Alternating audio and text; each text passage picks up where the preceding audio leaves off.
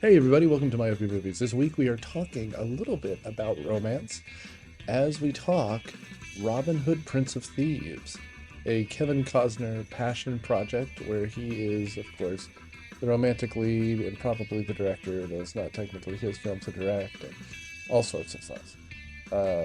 If you want to watch along with us, of course you can. Otherwise, you can just watch Robin Hood, Men in Tights, which is pretty much the same movie. Anyway, thanks for doing all you do to keep us on the charts. By the by, if you have not done so, we are on Reddit and TikTok and Blue Sky. Check the description here for links. And please, our link tree is there. Wherever you get us, review us, rate us, share us, because we appreciate it. That's how new people find the show. Thanks, everyone.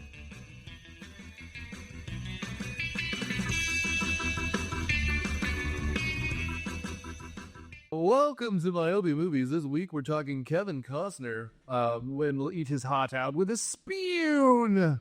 I'm your host, Nick Hoffman, River on Cineprov, and I'm how we've got Noah Trinette, also on Cineprov. Alex Ewalt, not of Cineprov, but I enjoy watching. And Diego of the Hood. of the Hood. Atlanta author Matthew W. Quinn. By the time this has come out, check out The Walking Worm. Not voiced by Alan Rickman. Yeah, so we chose this because it was a Valentine's Day movie and we wanted some romance, and there's almost romance in this movie. Ooh la la. Yeah. It's not consensual romance, which doesn't count. No, Good. Well, Maid Marian is checking out that Robin butt.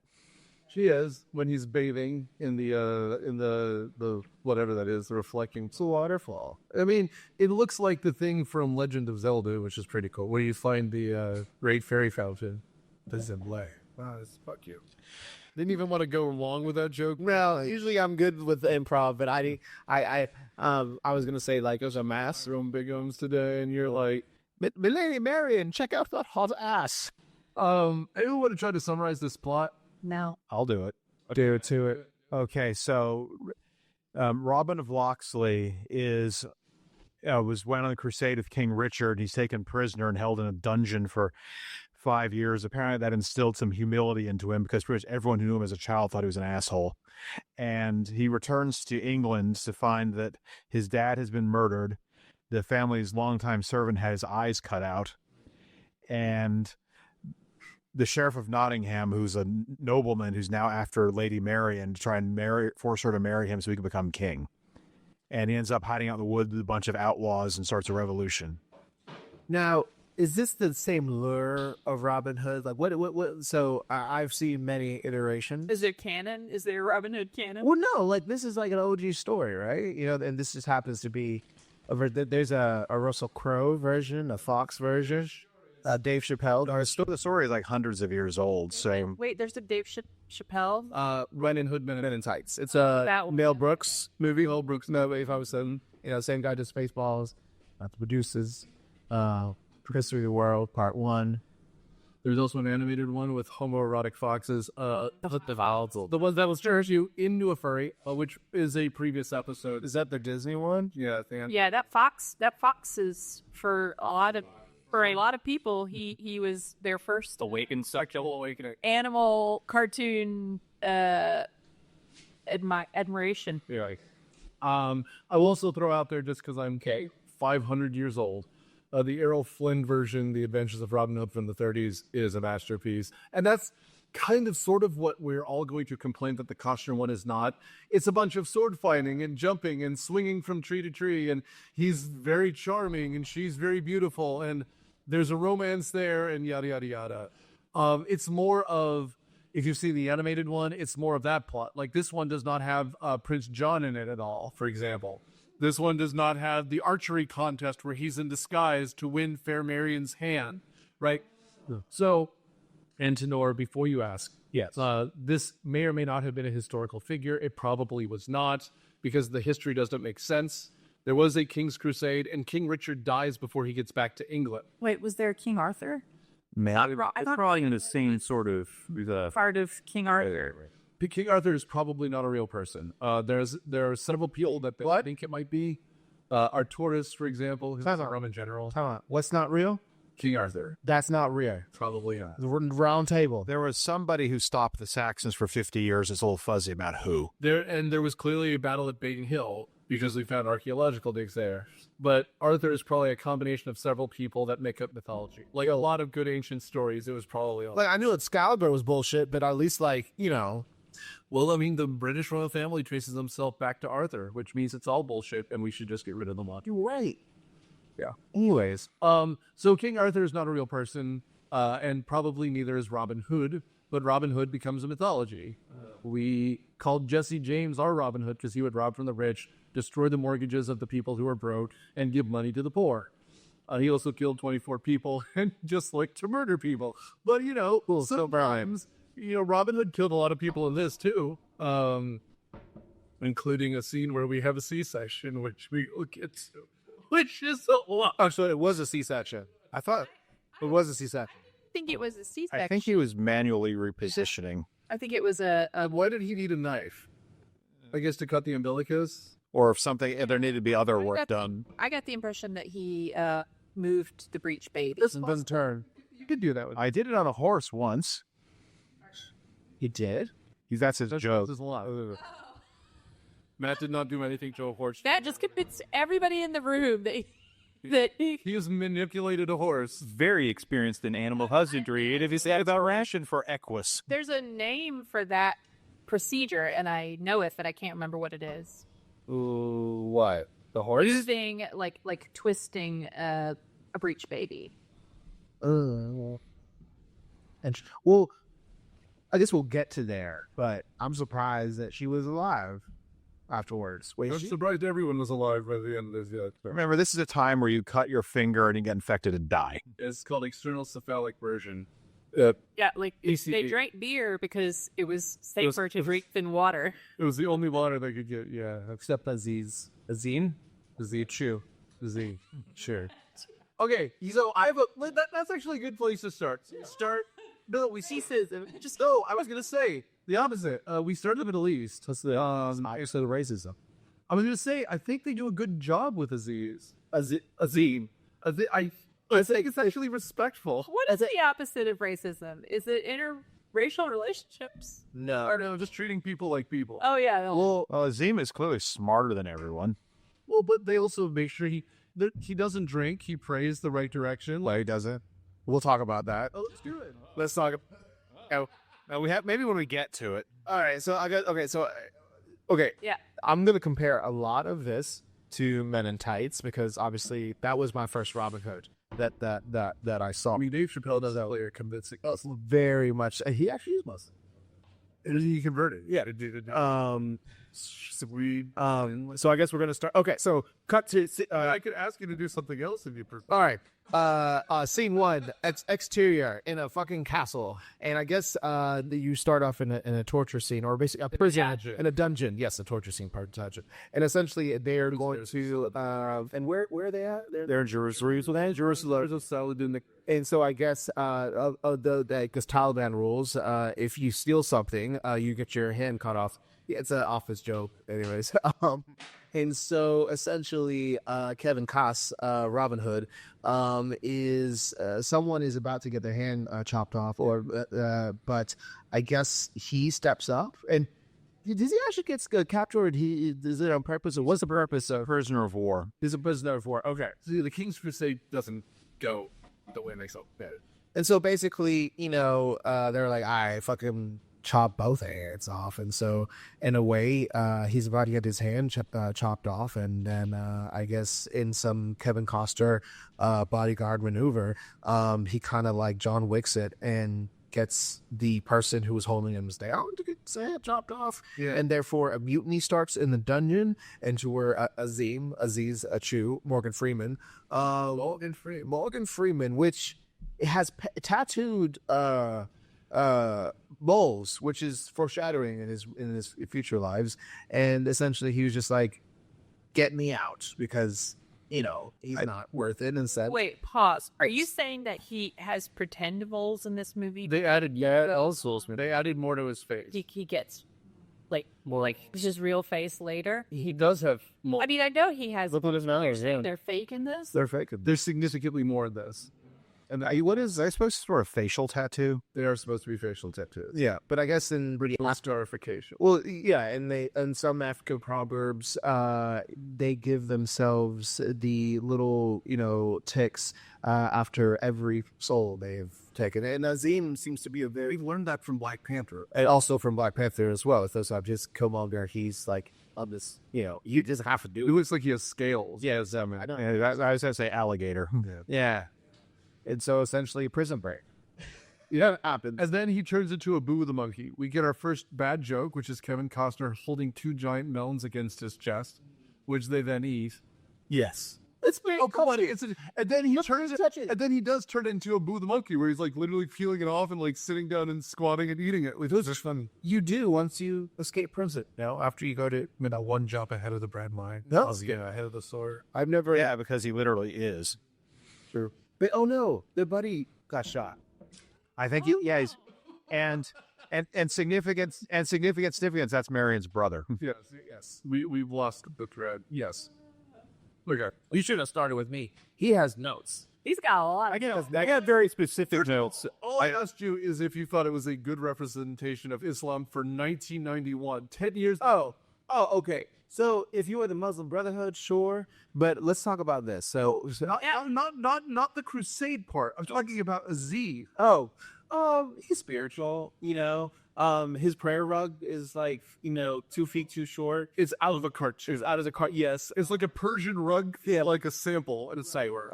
Is that like he doesn't know how to pray? Like I guess like that's how he probably starts and stuff. But he didn't do wudu. He didn't like clean himself right before, and he went straight to prayer. You know what I'm saying? And like, I guess he wanted to go. Yes, he wanted to find the direction. I'll give him that. But my question is, if you're on dirt path, Yeah. you can't wash it. What is he supposed to do? There's no water. Actually, this is a That's why I'm asking you. Educational. So it is in the Quran. No matter where you are, if you're in the desert, wash it with sand. You're supposed to. So it's extra rub his hand on the dirt. You know what I mean? Any feasible sort, whether it be the puddle water or something, as long as like the act of it that counts. Well, and like I was afraid that at the end, when everyone's celebrating and like Friar Tuck offers him a beer, you'd be like, okay, just this once. But he does it. He does it. He does it good. No, so like I think That's where he's good at. I will say I think it's respectful. It doesn't nail it, but it could have been so much worse. I'm just predicting that. I mean, okay. No, but that's why I fucking asked you. So what year this movie came out? 91. Yeah, as far as like representation, Right. Yeah. representation. And so, I guess Kevin Costner. What was it in the movies? I gotta think about Kevin Costner fans. He's Robin Hood. So I think about like American. So you just have to have a hint of Islam, and that's kind of like you know what I mean. Well, first of all, they didn't have to have a hint of anything. It's just in the story. There's not a lot of Muslims. And there was an 80s Robin Hood where he had a Moorish companion, which they changed the name to avoid being sued. Right. His name was like Nasir or something. But in the traditional legends, there's not any of that. He just comes back and, I mean, he also doesn't do the King, I think it's Richard III, where he rolls around in the dirt. He's like, England! When he arrives at the Light Cliffs of Dover. Yeah, that scene is played so earnestly, and Men in Tights just make fun of it. Yeah. Well, because they just do the scene that they're making fun of, which is Richard III, my horse, my kingdom for a horse. Turns out Richard III was buried underneath a parking lot. They found his like messed up bags. What? Yeah, really, Richard III. They found him in a car park. What happened? Just a few years ago. Erosion? No, there was the Plantagenets. They hated them, so they just carried him somewhere and lost the grave. And some research. Hey, kids, that's why you should be history majors, because some historian was like, bet you there's a corpse there. And they were right. So it wasn't like for renovation or No. It was like they were looking. They were looking for it intentionally. I mean, it's better than just accidentally finding a corpse. You want to see that body? Yeah. No. Those Britons would be Peaky Blinders. That's right. So, Robin. So this after. So who got shot? You said Marion. Larry, they were other. I can't remember. For some reason, I keep thinking his name is Jason, but that's not the right. Jason. It can't be Jason. Someone look at. But wait, we forgot the medieval Klansman. I think the movie actually starts out with Robin's dad. Oh yes, the Klansmen. Describe it, Matt. You wanted to. Okay, so before we find Robin with like a 2-foot-long beard, about to get his hand chopped off. We meet Robin's dad, who's trying to find knowledge of his whereabouts, and then one of his servants tells him that his dad is Brian Blessed. One of the servants shows up and says that a man is reporting that his daughter's been kidnapped by armed men. So being a good nobleman, he armors up to go hunting for them. It turns out it was a trap. About 20 or 30 dudes dressed like Klansmen and evil Alan Rickman, Lord Nottingham, are trying to recruit him for something. For God and King Richard. And that doesn't end well for him. I think, were they on horses? They weren't. Only Nottingham. Okay, yeah, so the smart thing to do would be just ride around the crowd, picking them off. But Lord Loxley just runs right into them and he gets mobbed. There. You do what you dare. Yes. That's what I would say. He thought the power of his Brian Blessedness might work. It didn't. Had you guys seen this before? No, I did. Not me. I mean, bits and pieces. I think I saw it the first time I was in high school. This was in the running to be the Walton High School Young Republicans movie. But in my brilliance, I decided to pick Red Dawn. Better movie. Are you sure? 100% Red Dawn is a better movie. Red Dawn is boring. You think Red Dawn? This is so America. This movie is an hour and a half. Yeah, I 2 hours. This movie is 2 hours and 20 minutes. Red Dawn is 90 minutes. What? Almost. Yeah, no, Red Dawn's a better choice. So why, as a young Republican, did you think that the high school community needed to see this? Taxes are bad. No. He's right. Fair enough. I totally get. No, but that plot never comes up in this. It does at one point. Nottingham. Yeah, he makes one comment where he's like, "Wait," he's like, The Robin Hood. "You said it doesn't come up, and I said it did, so that's still." No, you're right. But the Robin Hood with the foxes is all about taxes. Yeah, basically they have him like running his fingers through the money box. Through the till, and they literally are robbing from the church. They're robbing from everyone at that. Here, it's just kind of like, oh, fuck, we forgot about the tax thing. We need like 3 lines. And again, this movie, at least the version I saw, which I got from Vudu, I think the theatrical release is 2 hours and 23 minutes. This is 150 minutes, just shy of 150 minutes.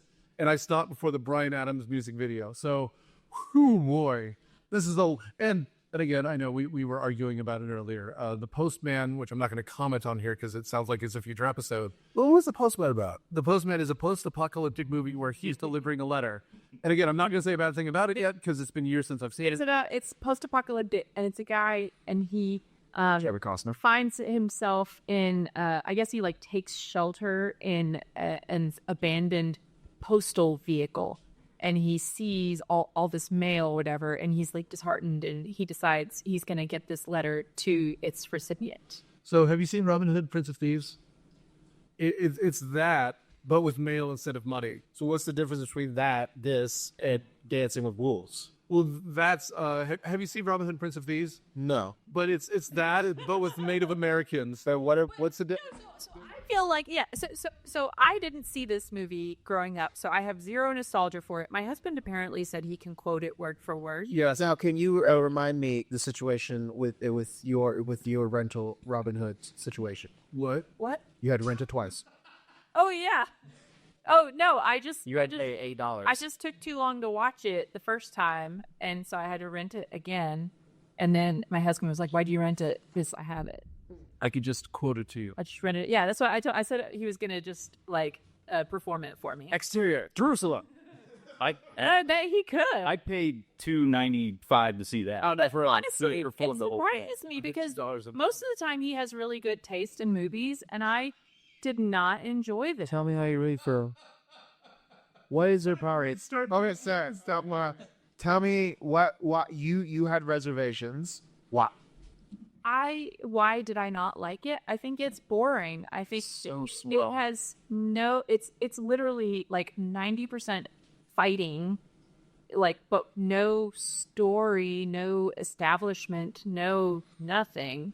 Kevin Costner doesn't have an accent. Everybody else does. Or he throws in a little bit of hint of one just to remind you that he's English. Some talk that he tried to do, and it was so terrible that he just spoke like he easily does.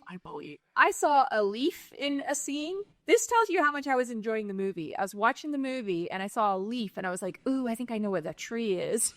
And I was like, where's this movie filmed? And I looked up where it was filmed. But it was filmed in the UK, so I definitely didn't know what kind of tree that was, unless it's here and it's invasive. But And then you missed 35 minutes of the movie. Googling trees in the UK. but so my line of thought, which is coming back to me now. It's all coming back to you now. I used to love that song. It's a good song. But yeah, no, I didn't like it. It's boring. It's No, I'm with you. I mean, there's so much to talk about and so little to talk about. I've got Costner problems, man. No, I mean, I love Kevin Costner. That's what's so great to me. Like I'm Everyone's mom loves Kevin Costner. What's your favorite? Oh, my mom. Oh, yeah. somebody's mom. Bodyguard? My mom, you love because of that news. Oh my gosh. And What? the post. no, the Waterworld is like. Have you seen Robin Hood, Prince of Thieves? It's like that, but on water. Oh, it's You see the bodyguard?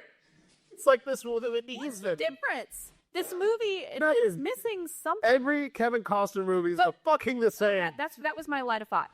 The filming locations were all of these really cool special locations, like, and the sets are really cool. Like they're beautiful, like castles and these forests and whatever. But like, I don't know. I feel like there has to be a story there as to how they made this movie with these wonderful locations, but it's just so bad. I mean, I think the answer is having Costner. That's my answer. Oh. That's my answer. Yeah, no, I'm not saying. Let's hold on. No, here's the answer. I think by this point, this was a project he wanted to do, and so it got all the money to do it properly. And he just got there with the wrong choice. Period kind of movie. He was just the wrong choice, right? Because by this point, he'd done Bull Durham, which he's good in, Field of Dreams, which he's good in, and then this, it's just. We needed anyone else because again, at least in Braveheart, Mel Gibson is doing an English accent. And also, British accent. He's doing a Scottish accent. like Dragonheart, like same time period, same kind of sort of feel. Also with Sean Connery. I love that movie and it's still good. I watched it recently. It was awesome. My kids loved it. But like this movie, I feel like it has no heart. And I feel like Kevin Costner usually has that heart and charisma. And in this, he just does. The relationships between the main characters, Maid Marian and Robin Hood, I feel nothing when I see them on screen. Yeah, nothing. There's no emotion. There's no connection. I mean, mostly my problems are Kevin Costner probably still, and not everyone else. It's not. Look, I love Kevin Costner. I think my problem, here's what my problem is. Now I know. I like Men in Tights, and I wanted to watch Men in Tights, and every time a scene came up, I'm like, yeah, it'd be better if she was wearing a chastity belt. I think I think Carrie Elways was supposed to be Robin Hood in this movie. They didn't want to. About that. Check it out. I jotted down that Carrie Elwes has so much more of what would be needed even in this movie than Kevin Costner brought to this movie. Yeah. Carrie Elwes would have been better in this movie than Kevin Costner. So hold up. I want to go through some good Kevin Costner movies. But I do love Yeah, there's some. I'm looking at his filmography. Dude, Oh, you know what? Matt was right. Kevin Costner's role was originally offered to Cary Elwes, but he thought the plot was terrible. He was wrong of Robin. It's the same story. wait, but which one came first? Prince of Thieves came first. Yeah, Heights might have been like a. So Carrie Elwes was like, no, I'm not going to do your movie, but I will make another movie making fun of your movie. He was right. He was like, this was terrible. I need to go. You're right. Because which Robin Hood do we know more? We met at Heights. When is the last time I had a theatrically released spoof movie? Because I've seen a couple on Netflix. A couple, but they're just not worth watching. Yeah. Now, I will say, Mel Brooks is still alive and kicking as we record. Please, if he dies, nor cut this. The man's 98 years old, so I thought he sold an Oscar to make bread or something. I don't know. He did. Yeah. although I think he sold it to a museum. Yeah. But it's just Well, yeah, no, it'd be sad if it was eBay. Well, let's check this out. Like, and this is off topic, and just because you mentioned We never get off topic, nor. what Mel Brooks movie do you want to see done as a sequel? Honestly, because History World Apart. Yeah.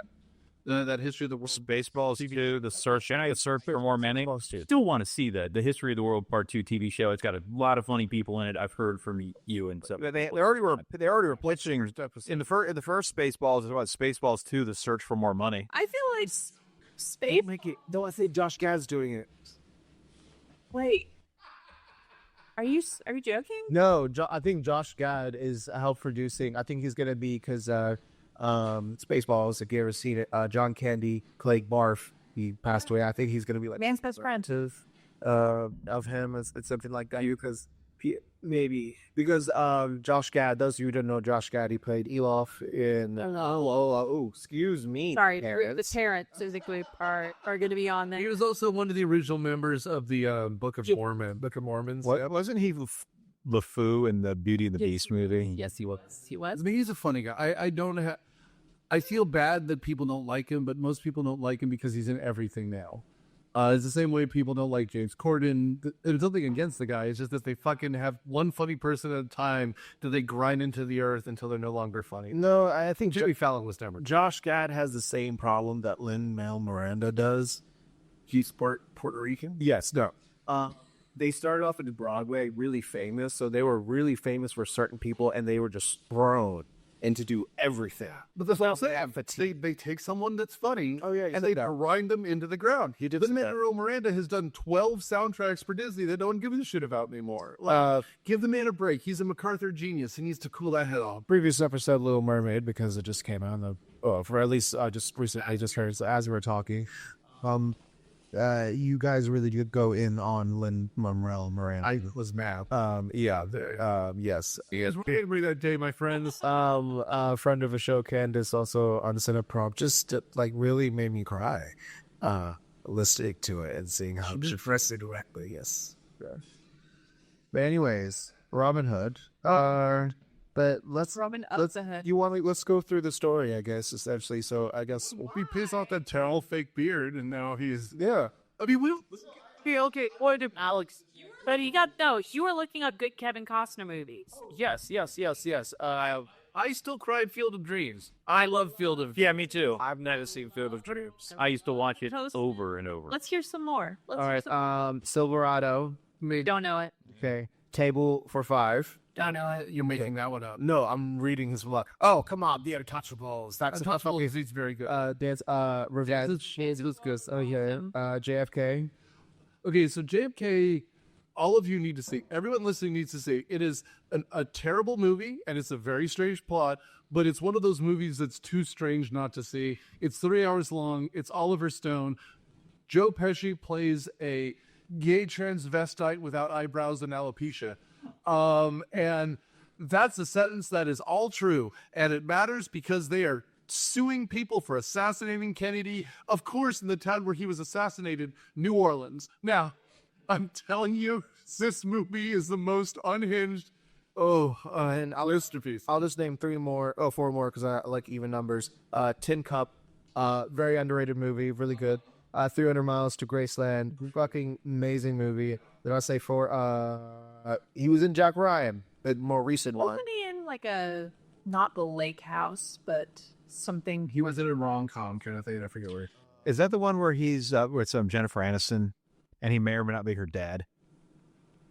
No. Rumor has it. No, you're right. Rumor has it. That's one because it has Jennifer Aniston, Mark Ruffalo, and Shirley MacLaine. I was the book house or whatever you said is a Johnny Depp movie. That is also romantic. That's the one where he has a mailbox that goes through time. So that's the Lake House. I know it's Keanu Reeves. It's Keanu Reeves. Yes. But I thought Kevin Costner had one that was also centered around a lake house, but not. I don't know. Anyway, I love Kevin Costner. I just don't love this. But you talking about Waterworld. Previous episode. Yeah, it was a really big lake. Dragonfly? Maybe that's it. There's also a bunch of shows he's in now where he wears a cowboy hat. The first movie is Dragon. You think with the flip? Yeah, he quit Yellowstone to make a western that bombed. Yeah, that he wrote a $50 million check of his own money for. Dragonfly? Like a thriller? Wonder if he's going to end up acting again just to make money, make all that money back. Loved one passed away, and they're haunting them. It has Kathy Bates in the 7% on Rotten Tomatoes. Oh no. Yeah. What is Prince of Thieves Rotten Tomato? Like 35, 40, somewhere in there. 51.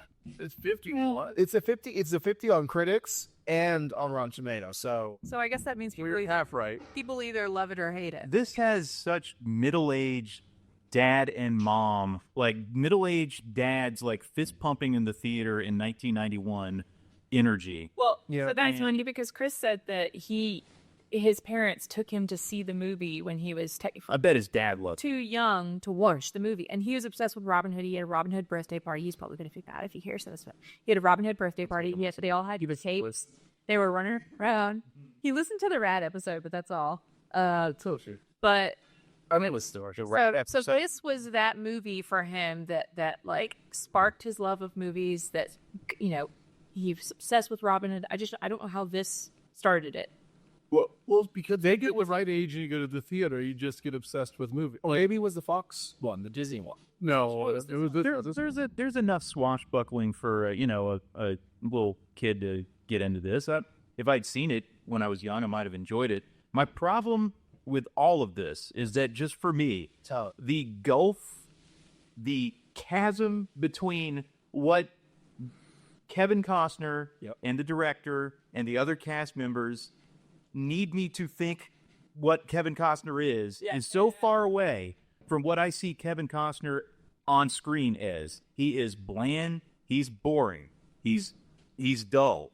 I mean, they are selling him as like this superhuman, can't miss. I mean, even the scene when Maid Marian and her lady are like ogling him in the waterfall, and like he's like they're blinded by his male form. Like, are you here? Like, what do we see? What are we seeing here? He's not a freaking Adonis. I guess. What is he being sold as?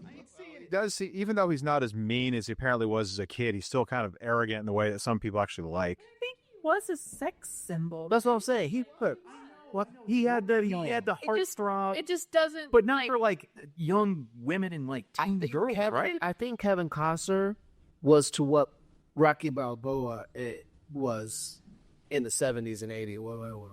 But you know, I'll put it Stallone in any era over Costner, any era, especially this. But Wow, you sound mad. I think it was just that sense. People just were in love with him, and I can see why. But he usually has the charisma. That's like to what you were saying. You were saying he's so dead. He's not funny. He's not charming. He's not anything.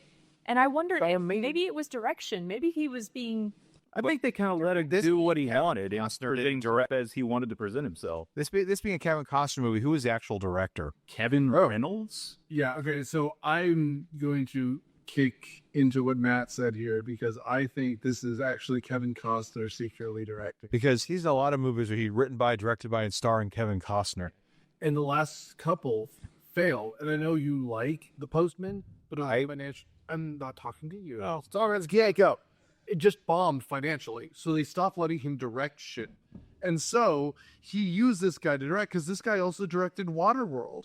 And other than that, he directed a bunch of Christian movies. He did the movie Risen, which is a movie about a Roman agent who looks for the body of Christ. He did several episodes of Amazing Stories. And they found this guy and said, hey, we'll give you a major budget. You just have to do whatever Kevin Costner said. So I'm going to disagree with Alex slightly. I think everyone else got direction, and Costner directed him. Yeah. They just basically, however he wanted himself to be presented on screen, it's like he gets to do it. And all you guys are gonna swoon. Well, this sort of has his inflated sense of self on screen that's been in other movies. But it's just missing the good part. Oh, by the way, Dragonfly is what I thought it was. A grieving doctor is contacted by his deceased wife through her patient's near-death experiences. It's a psychological thriller. This guy also came back and directed that mediocre to interesting Hatfields and McCoy TV show for the History Channel. I don't like that show. Costner. I think it's good, but the parts I liked the best were not the Costner parts. It was the Bill Paxton parts. Yeah. And Bill Paxton, R.I.P. That's why there was not a second season here, because Paxton died from medical awfulness when the guy botched his heart surgery. But let's talk about Robin Hood. Why? Because it's like Cupid's story. Oh, right. So Maid Marian, he goes to check in his Maid Marian in an actual castle, and her handmaiden shows up, and he's like, "Time has treated you well," and she's like, "Hey." I mean, it's really Only that million this ninja to set on him. Oh, it turns that's actually Lady Marian. which, by the way, is bullshit, and here's why. She could fight the entire rest of the movie, and she does not fight at all. Why introduce her as someone who can do hand-to-hand combat if the entire rest of the time she's olive oil, just foiling around? Robin, save me. Because she had armor and was ambushing. Who gives a shit? Why doesn't she have a knife on her at all times? Well, in the final fight scene, she chucks a candle at him at least once. She can have a knife on her. He probably made sure she didn't, since she's being forced to marry him in that scene. You don't have to shit. She's a bit of a badass. When they get ambushed in the middle, she's the one that draws a knife. She does draw. Yeah, it's just you make her into this heroic fighter, and then you never let her really fight again. Why? Well, I think for 1990s, I mean, You could also not have that scene. You could also not have that scene. You could just make her into a waif the whole time. Yeah, this movie would be better if it was shorter. It would. agreed. And what would you cut? The scene where she nearly Kevin dies. Costner's boob. The joke, which is not funny. The birth scene, I think that was a little weird. The fact, I mean, Robin not understanding how a telescope works is kind of funny. Yeah, that was okay. That was. He's got the sword. He's trying to stab me. That's pretty good. Yeah. But I guess so. We talked about Costner. We talked about Morgan Freeman. Well, we haven't gotten Alan Rickman yet. Everyone loves him. Oh, Yeah, we forgot about That's how he's like the biggest jam on this movie. With this, his intro. I honestly watching Men in Tights and then watching Prince of Thieves. So My Willie. I think Alan Rickman did a phenomenal job, and I think he was a lot more funnier than I did not know the sheriff was supposed to be. Is he supposed to be funny in the lore or something like that? I don't know. No, dude. So the story goes, Alan Rickman got the movie, and remember, just as an aside, his first movie ever was Die Hard, which is just 3 years before this, and he stole the show as Hans Gruber, and so they asked him to do this, and he read the script and thought it was terrible. He goes, "I'll do this," but he brought in his own writer to rewrite all of his dialogue, so it's even bigger.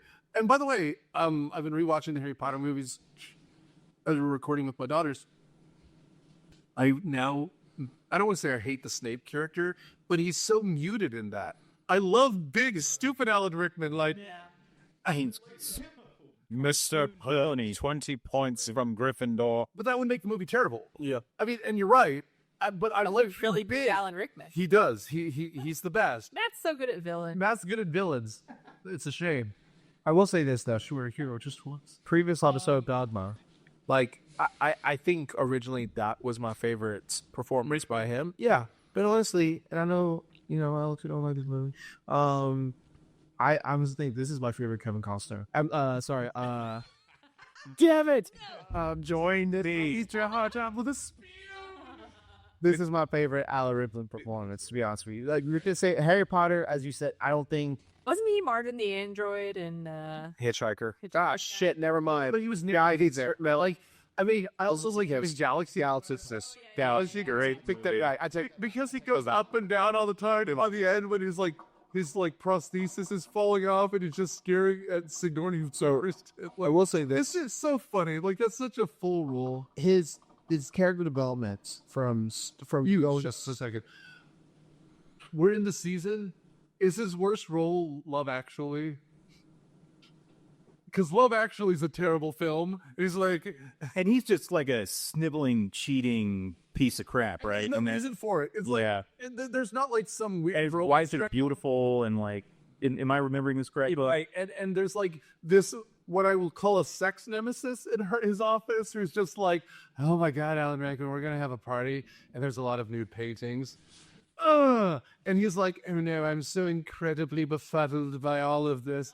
And it's such a terrible role. It's a terrible character. I'm sure he got a bunch of money because it's a huge movie, but that's a terrible movie. We can just leave Love Actually in the dust, but I know it's going to be a future episode. Don't look at me like that. I know we're going to have to watch it as a family. It gave us the meme with the signs outside of Keira Knightley's house, which will not go away. I see it all the time still. That just slowed down on my for me, Paige. Yeah. All right, so we have the blind butler. So we're back in Lord Loxley's castle, Which has been burned to the ground. which has been burned to the ground. And they actually filmed it in ruins. And there's a waifish child who's like, I know some thieves out in the woods. And so they go out into the woods to meet the Lost Boys or the Merry Men or whoever the fuck they are.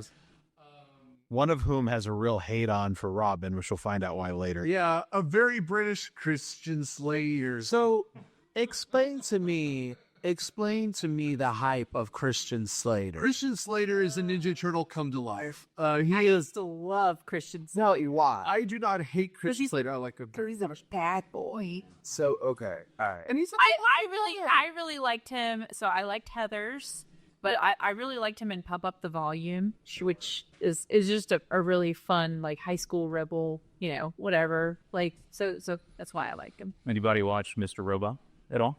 I do. Lots of bit of one. Too. I need to. Who's the dude? Rami Alec? Yeah, okay. Right. He was also a regular voice in Archer. He was also a regular voice in Are we still talking about Christian? Are we still talking about Christian Slater? yes. He was also in The Neighbor of the Rose, which is really good. Oh, I didn't know that. Yeah, he's in Interview with the Vampire. I love Christian Slater. He's very good. So, like, It's Mr. Robot of Mr. Robot.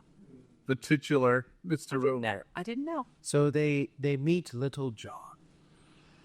Okay, so I really want to go through the movie. That's the thing. no, you're fine. Little John is great. Little John is played by who? Anyone count that? It's just hold on. Big dude. Oh, guy. Oh, big old bushy. I'm glad you called me out on. Not Brian Blessed. I know. I was gonna say I'm glad you said that, Matt, because I would have sworn it was Brian Blessed, because I do actually like that movie, or I like Brian Blessed rather. We should probably do the 80s Flash Gordon. Isn't he in that? He is in that. Hawkman or something? He isn't. Little John's a guy named Nick Brimble. That sounds so British. It is very British. There are actually some English people in it. He also is in Navy Future episode of Knight's Tale as Sir Ector.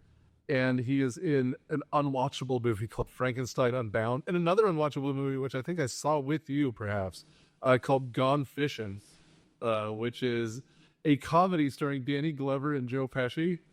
If they play very, like, slow men. Yeah, it's like the 90s bucket list movie almost, Yeah, no, it's not. It's not a movie. Don't think I've ever seen it. Or then I must have seen it. You haven't seen the bucket list? Don't give us. Oh my goodness. So Little John can't swim. Well, so they do the stick fight that you know from better movies, like Monty Python and the Holy Grail, and Robin Hood Men in Tights, and they do a little stick fight, and somehow Kevin Costner beats this guy. Yeah, because he sneaks up behind him and stick fights him in the nuts, and then somehow they're actually friends after that. He immediately gets the respect of Little John. That's like such the magnetism of Kevin Costner's character in this movie that he could just bash a dude in the nuts. He's like, "Oh, okay, we're all good now." No, sucker in the face. I have a question. Yes. How often do guys get hit in the nuts? More than you think, less than you boy. Like, I'm not around dudes a lot, and I get accidentally hit in the nuts. Well, that's all over the place. How does that happen to you? Because you don't have kids. Like, people with kids, like, All the time. all the time, constantly. Mr. Zelvedere at his script reading sat on his own nuts. The hostel. Was that a real thing or an urban TV myth? Can't it be both? I want it to be true. I want to believe. So, but that could really happen, and that happens to you guys, and like, Or Sitting on or what does it getting feel like? I imagine childbirth. Not to say, We would disagree with that. I know, it's like getting punched in the, down there. Yeah. But sometimes it's also like getting punched in the sternum, basically. Also, like your neck. Yeah, your body reacts because you're supposed to keep that thing going. So it's as though you put your heart in threat, and so your whole body reacts, and you get flooded with adrenaline because you're flooded. And is it more of a fear reaction of like the fragility? No, it hurts. It really I hurts. was going to say, the problem is your body reacts if you get brushed against it because you could also get hurt. And so if you actually get hurt, you can go down for the. Sometimes the light brushes hurt worse than the hard brushes. I was sitting next to a buddy of mine, and he stood up, and I gestured and hit him in the balls. That happened. And he goes, "Oh no, my scions," and fell to his knees. Were you still friends afterwards? Oh yeah, I was agreeing at his wife. So- his name, but it was also an accident. It's not like I was like, "Hey, asshole," and bag tagged him. Oh. No, Something a family member commented about raising boys versus raising girls. Boys hit each other, and half an hour later they're fine. Sure. Girls were like those grudges. Is that true for being hit in the balls, though? I mean, it depends on if you're doing it on purpose and if you're in a fight in a river. So they were like Travis, they fight. It was like it's like an honor duel. They weren't trying to kill each other. Yeah, I don't know if it's very honorable to hit a guy in the nuts first. Well, one thing I will say is that, I think it's happened to all of the males here. When I'm watching like a sporting event, you can see things that are like truly would be alien experiences to me. Like if, a football player takes a shoulder pad at like 25 miles per hour, like directly there, and is like down on the ground looking like he is about to die. So that's nothing like that quite has happened to me. No. Manu Ginobili had to have surgery on one after One of his testicles? one of his testicles. It really, it's just. I've been working on the left ball. One tick. That's the surgeon. Yeah, long story short, yes. Katie, that's hitting the balls does. And that's how Little John, that's how Robin Hood wins the respect of the outlaws. Bringing it around. When you hit your elbow? When you hit your elbow? It's not quite. It's not like a funny. It's like a funny bone. That's when it hurts in your throat, it hurts in the back of your neck, it hurts in your lower back. Does it hurt you in your throat and your neck and your back and your crap? My neck, my back. My neck, and my back. No, and honestly, it's like nerves almost, Oh, like. And it's just like It's like it gets you up here. Yeah, it's just like right here for the chest, so the bacon. Your whole body. It's everyone watch differently. I have a spot on my leg, and if I scratch it, I can feel it up here. Is it like that? But it hurts. Yes, it hurts. Yes, but it hurts. Yeah. All right, I was just curious. No. We can talk about Robin Hood. He meets the outlaws after playing grab ass with Marion the first time, right? Kinda, yeah. Because that's how he renews acquaintances, is getting chewed out by her for bullying her when they were kids, and a lot of political talk. And then when Lord Nottingham's men shows up, he smacks her in the butt, grabs the horse, and runs off. So Robin Hood was an asshole. Mm-hmm. Yeah, pretty much everyone knew him as a kid, thought he was an asshole. Oh. Well, He's got a great big hole to dig himself out over the course of this movie. even Nottingham is like, wait a minute, so he's stealing from me and making the villagers hate me, so because I have to get more money from them, like Right. And you what? yeah, and they like Steals from the rich. These It's bad the guys. poor. Is he? Well, so is Robin Hood the first anti-hero? I think this Robin He's Hood. the most famous. Well, he's robbing from Lord Nottingham, who's a Satan worshiper who's trying to overthrow the government. This one is particularly. He's a Klansman. Yes. Yes. So, what is the not Nottingham's? What is the sheriff's motive? Just to become king? Nothing. In this movie, there's literally. In this one, they glued together him and Prince John. The idea is that Prince John is left in charge and Richard's on the crusade and he's doing a bad job governing. And so they said they make the sheriff of Nottingham a lot higher ranked than I think a medieval sheriff would be, and he's going to try and overthrow the government. Well, that's what they call him, really, Sheriff Nottingham. They call him a couple times. Well, but they mostly call him Lord Nottingham because the idea of it being a sheriff would be very different. Also, let's just be very clear here. As an American, the story of Robin Hood really doesn't make a lot of sense. Not the robbing from the rich to giving to the poor thing, but because it's all about kissing the ass of nobility. We don't like Prince John because he's an asshole, but he was King John, and the reason people don't like him is because he signs the Magna Carta, which gives power over to the nobility, like taking away from the king. Like it weakens the king significantly. But what we want is a powerful king like Richard the Lionhearted. So for us, the story doesn't make sense. So we turn him into Kevin Costner and make the villain the state, make it the sheriff, right? And like Matt said, they make it sort of about taxes, but even the tax part here doesn't make sense. So they just have to give up on all of it and just say, but what if it was Kevin Costner and Alan Rickman was trying to rape a woman at the end? Yeah. Right, like, That's where we end up. because like all of the story falls apart completely.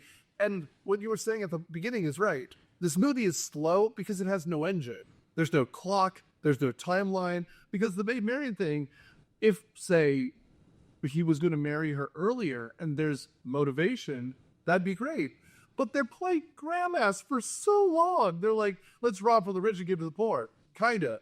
And then Maid Marian visits him like 6 times before anything happens. Like, there's nothing that drives this plot. And then eventually, I think there's the whole trying to prove that Nottingham is trying to overthrow the king.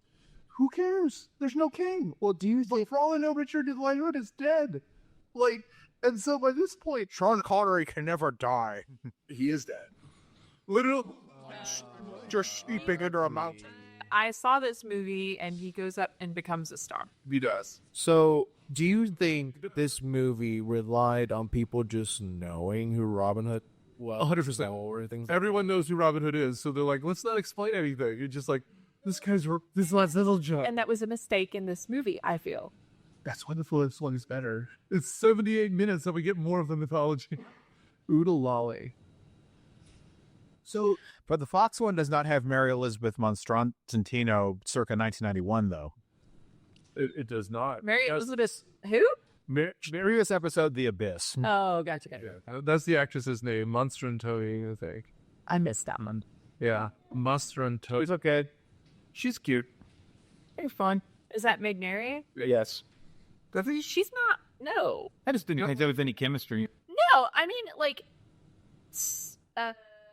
what do we watch? We just watched Ice Pirates. Yeah. And the girl in that is very cute. Yeah. Like even by today's standards, but I don't think Maid Marian was anything to look at in this movie. I mean, she's fine. I'm not going to say anything bad about her. I just think the problem is she has, you could say that.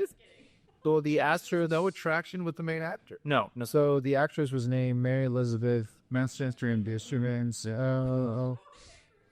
Well, she's Mastrantonio. see. Oh, she's only 5'5". I'm reading her bio. Only 5'5". Only 5'5". That makes sense because Costner's like 5'8". From Illinois, went to University of Illinois. She got bitten by the acting bug. Ooh. Could you imagine? She started in Guys and Dolls. Is that a movie? It's a musical. Ah, Guys and dolls. We're a bunch of crazy guys and dolls. let's see. That's a joke. So the Simpsons. I can keep making jokes. I mean, no one's listening anymore. I said. Oh, actually, they're pretty evenly aged. For some reason, I thought he was much older than her. He was like, what, mid-30s in this? Well, that's another thing. I feel like guys in this time period looked much older than the women, even if they were That the mane, that late 80s, early 90s mane that Costner was wearing, it almost puts him at like an indeterminate age range. You'd be like, he could be 30, he could be 55. I had no idea. And he's like, versatility. Yeah, that's if that's his versatility in this movie. Sure, Right. yeah. If Costner, Sure as he gets. honestly, if I were to see him in a movie now, and I think He's in Yellowstone. He looks which is good. apparently very popular. I think he looks better now than he did in. I don't know, he's been married he's been married So he's just a couple Cosners. I think it's just a couple. He's getting divorced. He just got divorced again recently. Because he spent the $50 million check getting that flop made. I think she was pissed off about it, right? I know it's actually real. he's been divorced twice now. He has 7 children. good for him. That's good. Was a lot of alamo. His face really did grow out, though, which is important. He's won 2 Oscars. He has. Yeah, both for Dances with Wolves. Oh, wow. Because he directed Dances with Wolves and won Best Picture. So he's I mean, I feel like he's probably doing okay though. he does have 6 golden raspberry. What was the Razzies for? The Postman, probably. I would guess so. Let's see. I gotta see. Postman is good, guys. He won Worst Actor in Robin Hood, Prince of Thieves. Yeah, and we're watching it. Worst Actor in Wyatt Earp, and I told you it was not good. You're right. he won. And he won Worst Picture, Worst Actor, and Worst Director for The Postman.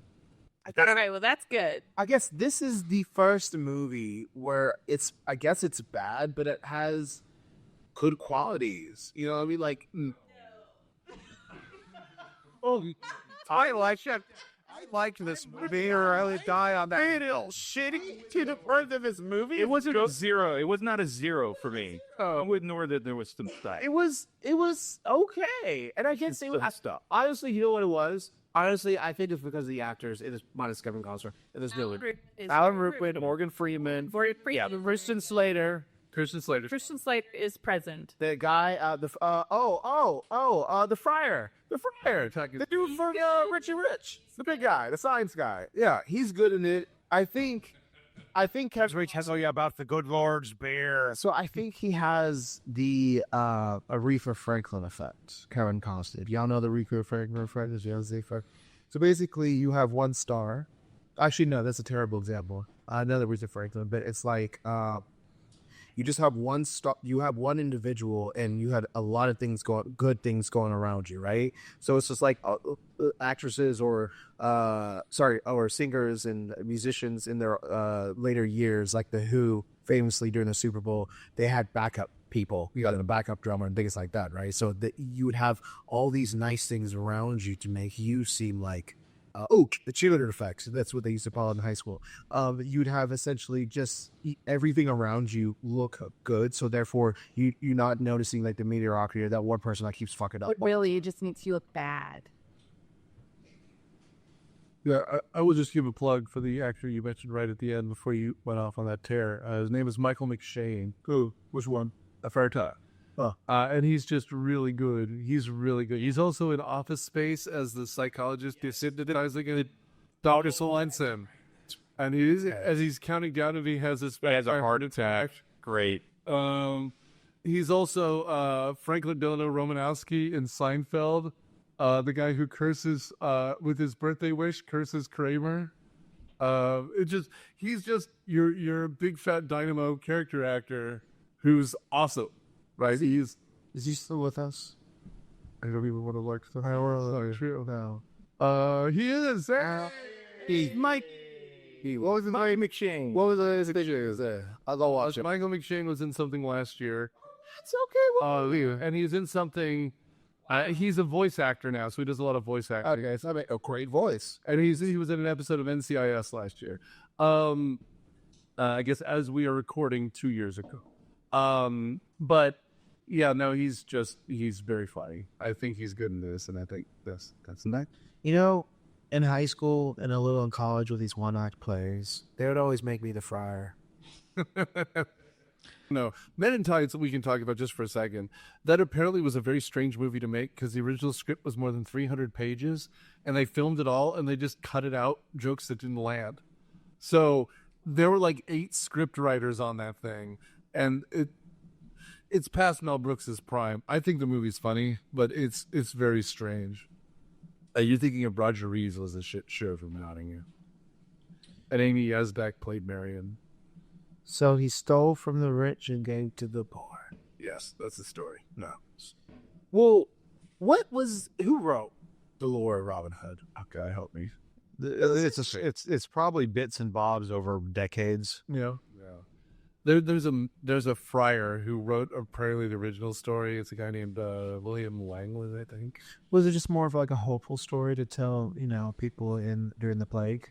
Well, I will say, as far as monarchy goes, it was a way to tell people to stand up to nobility. Like it's the character of Robin Hood and social bandits are just they've always existed in history, and so it's a way to celebrate people who stand up to authority. But the Robin Hood story is kind of, again, like there's a Robin Hood story that goes back 600, 700 years. So that's it. You're right. People dying of the plague. I don't have a better answer than that. No, I mean, you got to think about Rodden Hewitt.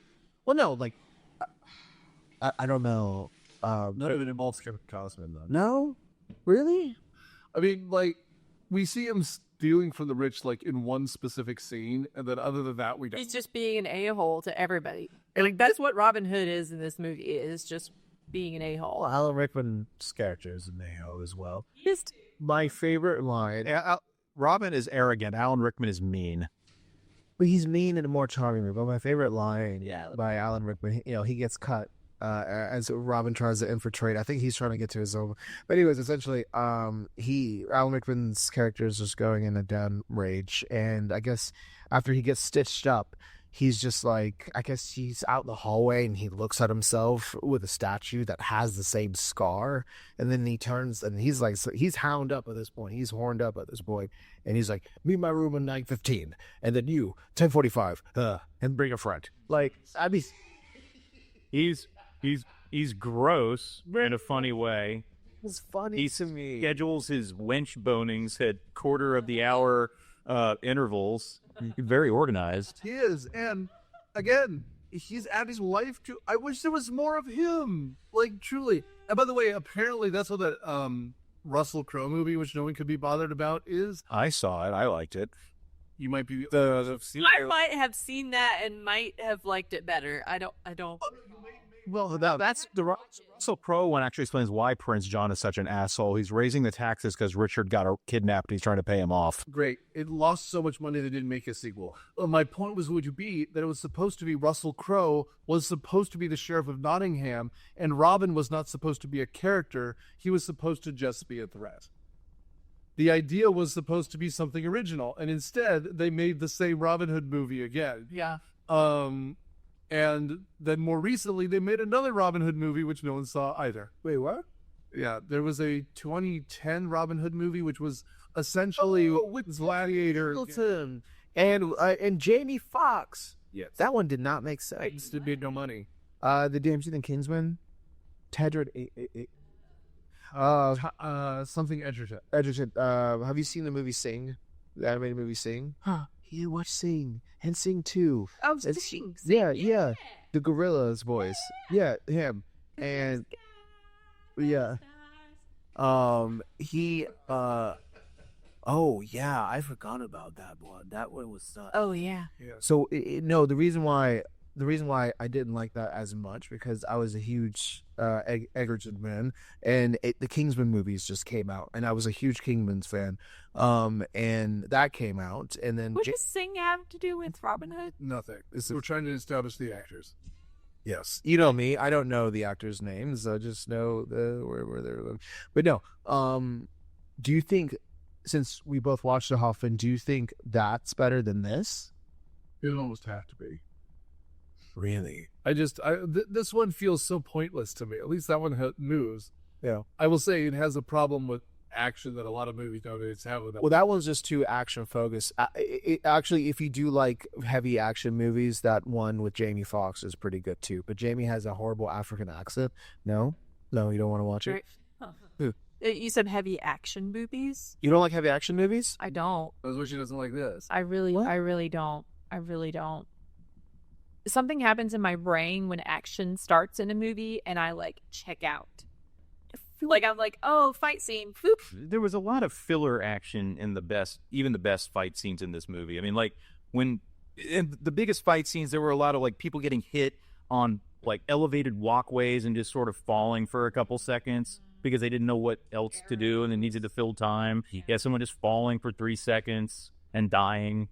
I mean, I thought that's kind of third-rate action. There was some Home Alone moments. The only kind of action that I like I like that, like slapstick stuff, and I like highly choreographed, like Crouching Tiger, Hidden Dragon, The Matrix, like very special kind of action. Well, and we're ruined because there was a period of time in the early 2000s where it was very good, like Lord of the Rings. Like, I think that was very good because, again, like you said, everything had a purpose. A lot of it just says, like, we need him to do something. So why doesn't he just swing the sword of it, right? Like, there's no purpose to it. It doesn't really matter. Like, there's not, like, a high body count. There's no blood. Like, it's garbage. And so, like, here, there's a lot of training, for example. Oh yeah, the training montages.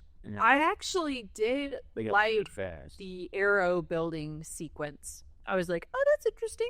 Yep. Learn how to build a medieval arrow, and this looks like actually legit. Like this is probably how they really did it. That was cool because they, like melted They the hauled the metal and arrow shape in wood, and they poured it in. yeah. Yeah, I clocked that too. Learn how to make an arrow. That was my favorite part. Yeah, me too. I don't know. He took a bath at one point. That was pretty cool. Yeah. I don't know, a birthing scene. We want to talk about that? I mean, Do you want to talk? Sure. So, Little John's baby mama is having here, John's little John. 16th kid. Little John's little Isn't Aziz is a doula apparently. So I those of you who don't know, I am not a mother. But so essentially, there's complications of birth where the baby has not turned. Rapist breach. The breach, excuse me, yes. Into which they perform now. We discussed it earlier, some sort of medical term for repositioning the baby in the womb.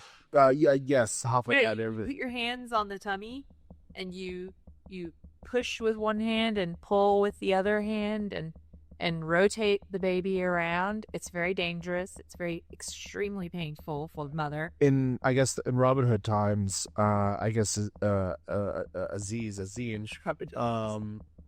can do this. Yeah. You know, Yeah. did y'all think Azim seems to know how to do everything. He has a telescope. He knows how to make gunpowder, and he's officiated difficult birth. He's like a He genius. speaks simply but wisely. He's a noble science knower among all these benighted white idiots, for lack of a better And they were just like, How did people this ignorance take Jerusalem? exactly? God knows. There you go. He's always referring to people as like, well, he's referred to Robin Hood as the Christian, because I assume he's Muslim.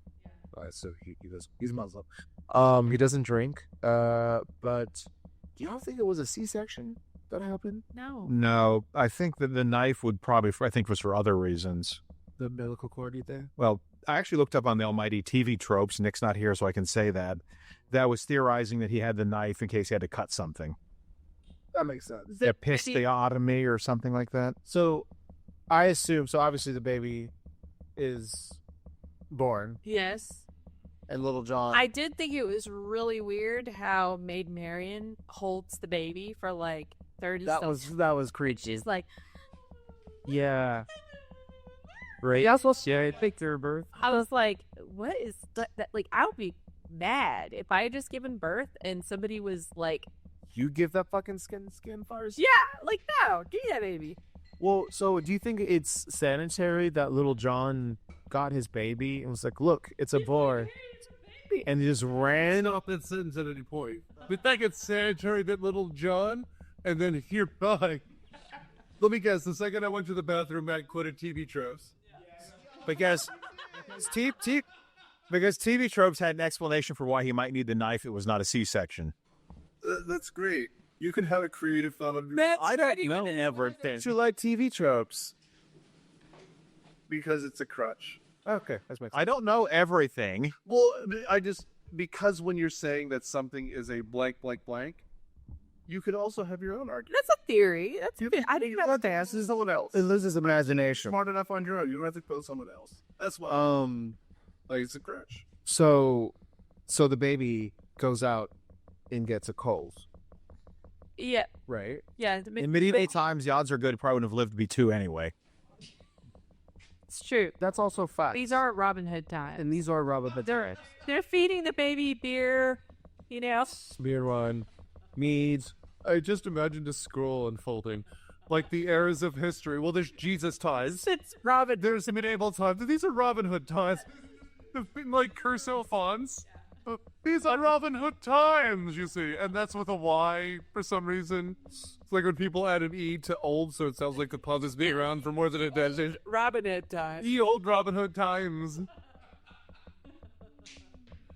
Oh, do you think she's gonna make it? I don't know. It's Robin Hood times, madam. It's a little touch and go. But she just has the sniffles. I'm sorry. I don't know what she... Give him some beer. Try that. It's Robin Hood times, you see. And meanwhile, this is before the mercenaries show up. Because the sheriff gets a bunch of more extras. Is that more firing?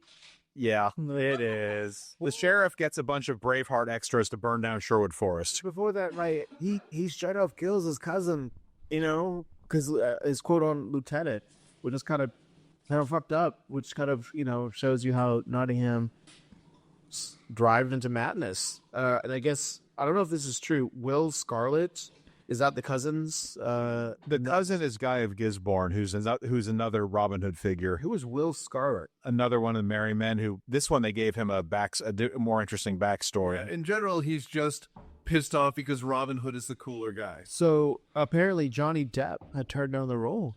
Remember that? Of who? Of Will Scarlet. It's just a little trivia thing that I have here. Who's It's like he's a invalid, but Christian Stairs. like, Who just keeps antagonizing Robin the whole time. I feel like I'm one of those guys is fine then. You gotta understand though, throughout the movie, his brother, Spoiler.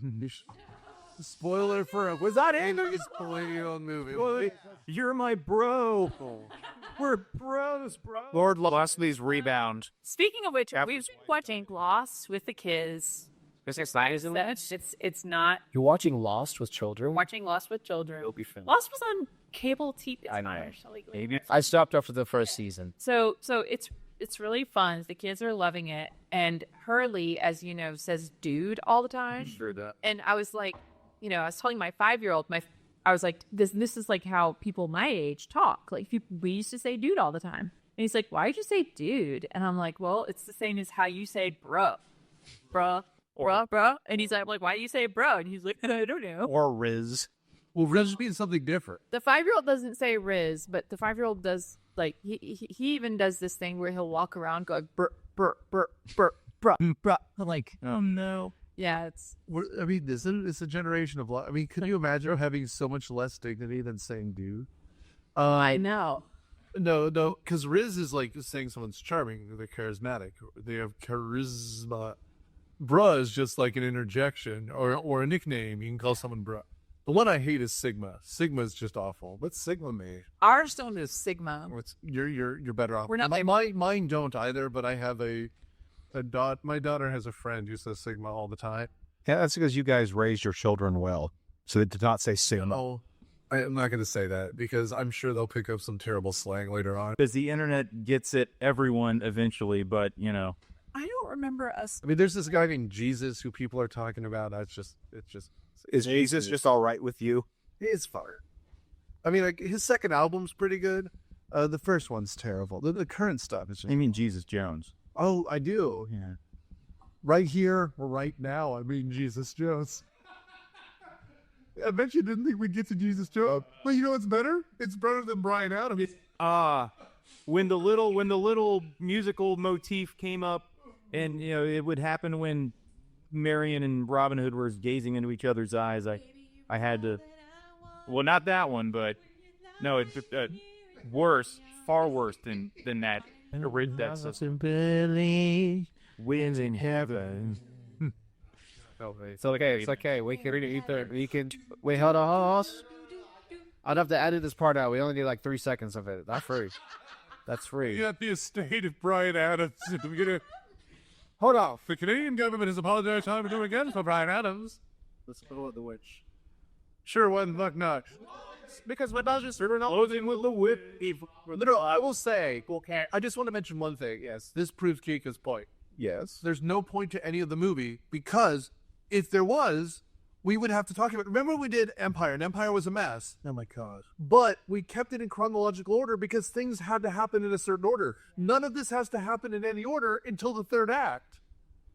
You see what I mean? Like, and that's part of the problem with this movie because we can talk about anything. You can talk about the pregnancy. The pregnancy doesn't matter. Nope. Like the party scene where, like, for a second, Christian Slater dances with Marion. That takes 10 minutes.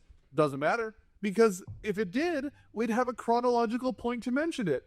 Remember, at one point he sends her home. That's when the whole plot actually starts, right? Because then the blind guy gets captured. The prince decides, oh, I should marry her, or Lord Nottingham decides I should marry her. That's where everything starts mattering. That is an hour and a half into this fucking movie. Oh wow, you were right on the dot. It is an hour and a half already. I am a smart man. Yes, sir. Yeah.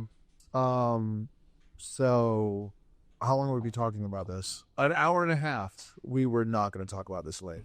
We're at an hour and 20. No. Fuck. Okay. Okay, I mentioned earlier, the sheriff is so sick of Robin Hood, he hires a bunch of Celtic mercenaries to invade Sherwood Forest, and it seems like everyone's dead. And meanwhile, he's captured Lady Marion and is going to force her to marry him. character.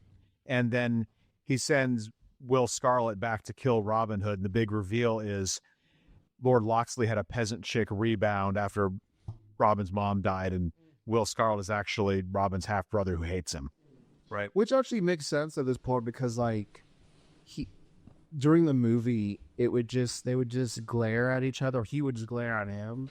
And to be fair, Robin Hood did shoot him with an arrow once, and he also took his girl when he was trying to, like, swoo her too. So it makes sense why he would be pissed off.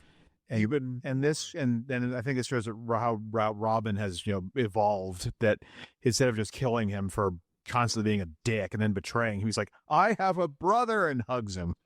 I would agree with you if we saw him also being a dick. We just have to take people's word for it, and that I think is the weakness. It's 2.5 hours. We should see him being an asshole. Well, in the beginning, he's a lot more arrogant. We don't see that. We see him in prison.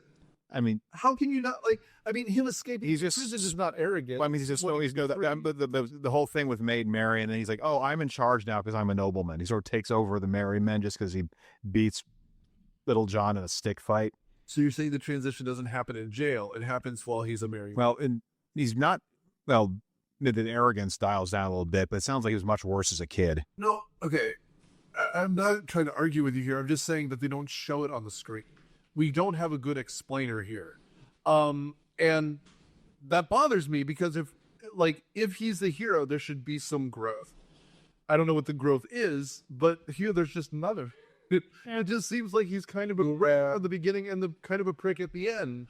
And if that's the case, he's going to just be a guy who murders. We don't have to spend time on him trying to develop a character. Again, the Robin Hood with the foxes, from the beginning, he's just the kind-hearted Robin Hood. We're fine with that. So his character development is killing the asshole at the end, right? Like, we're good with that. It's okay. In the meantime, you wanted to talk about the magician lady. She doesn't matter, but she's just a weird character. Well, she might. Okay, I guess the reason why I like her so much is because she mattered in Men in Tights because she was funny. Yeah, that's the problem, right? And I think it's a different movie. I know, and I just want to, and I keep fucking comparing it to. But that's the problem. Mel Brooks thought this was stupid, and so he made her funny. So Latrine, that's an interesting name. Yeah, because in the old country it was shithouse. It's a good change. It's like good. This Men in Tights ruined this movie for me because I couldn't say Aziz without saying Achu. I couldn't think of the friar without Mel Brooks getting that. What's the thing where they used to chop Guy's head off? The guillotine where they used for circumcision. Like, I can't fucking it's just yeah. Well, again, for example, the Celts. The Celt scene is an interesting scene. It matters. I don't know if you could place it in the movie.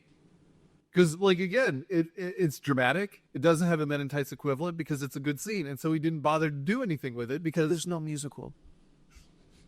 Men in Tights is a great song. You're thinking about it right now. I am. We're men.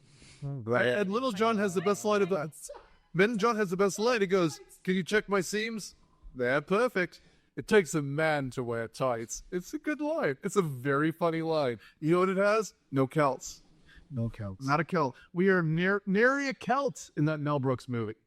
So I guess to Matt's point, they get ambushed by their own by the Celts. By the Celts. And then I guess they kidnapped everyone.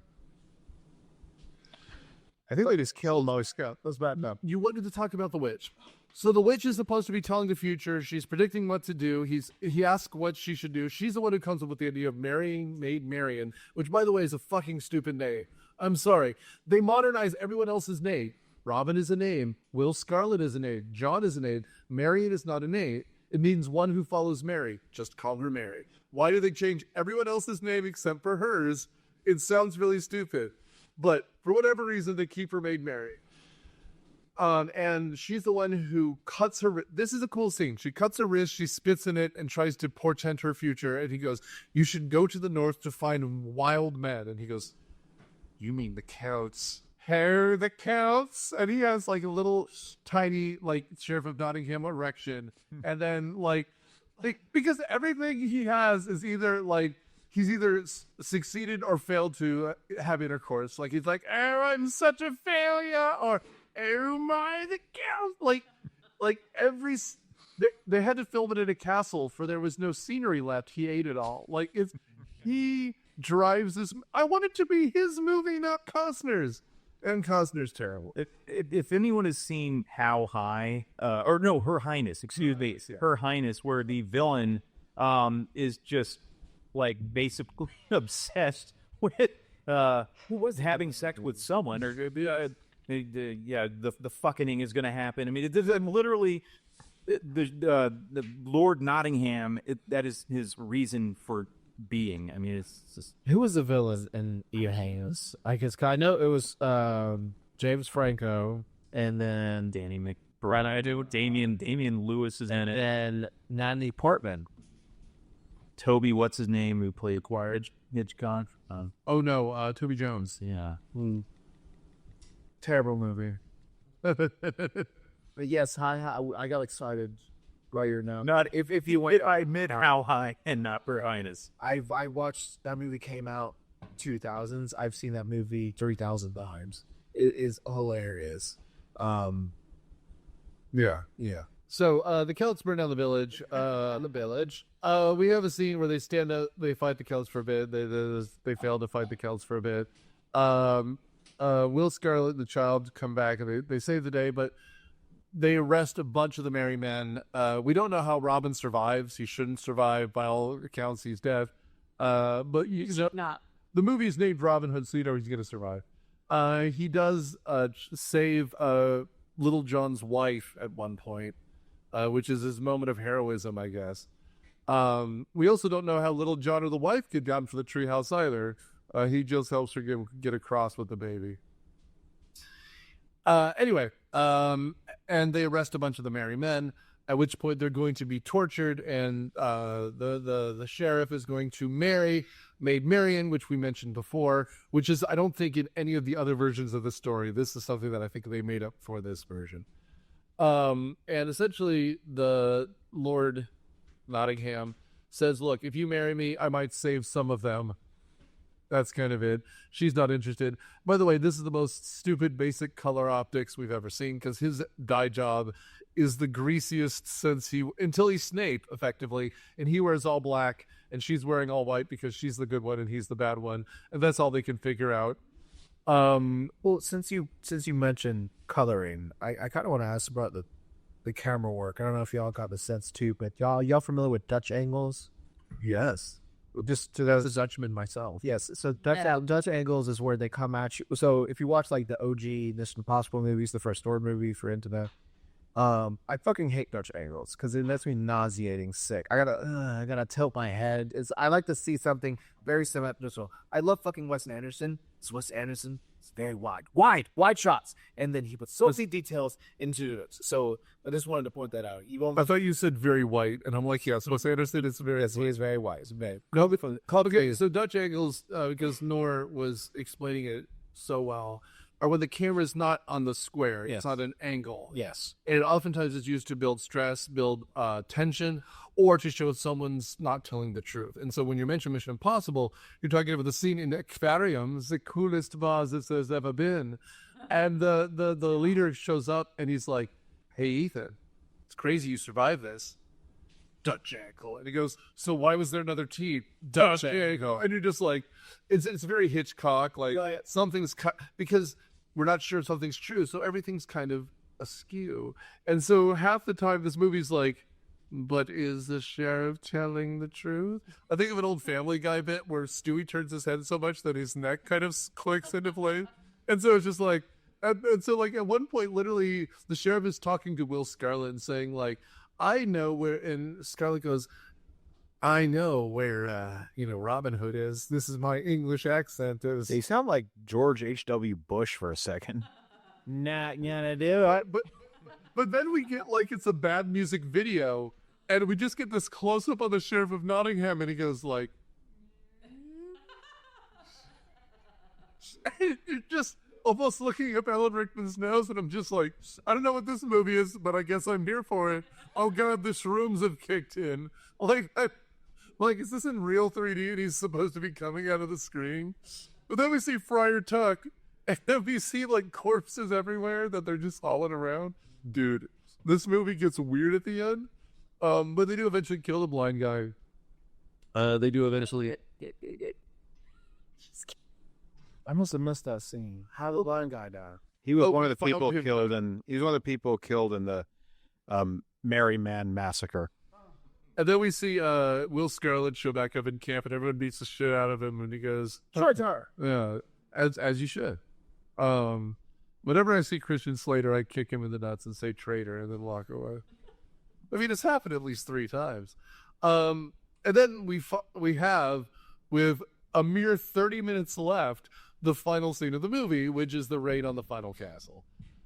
This movie is 6 days long. I don't know how to tell you this. Like, That last scene is I think it's 7 days and 7 nights. Or the Brad Pitt?